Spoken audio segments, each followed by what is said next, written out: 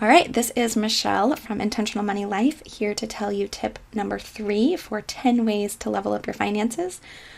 Tip 3 is to invest for long-term goals, otherwise your money may be worth less when you need it.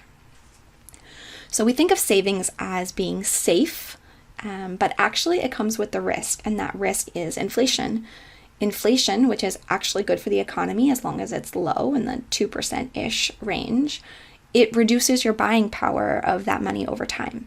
And so inflation is why in 1980 you could buy a whole lot more with $20 than you could buy with $20 in 2000, than you can buy with $20 in 2021 or 2022.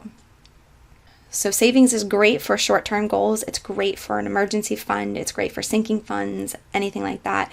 It is not a great plan for long-term goals because you're just going to lose money to inflation. So if you're not planning on using the money for 5, 10, 15, 20 years, that's that kind of money you really want to have invested.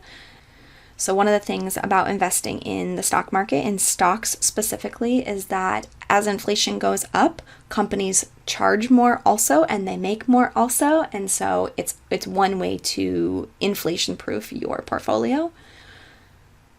And so one thing to think about that not everyone realizes is that if you have young children and you have money for them, if they're not going to be using that money for 15 or 20 years, ideally you don't want it sitting in a savings account, even a high yield savings account. Ideally you want to actually have that money invested.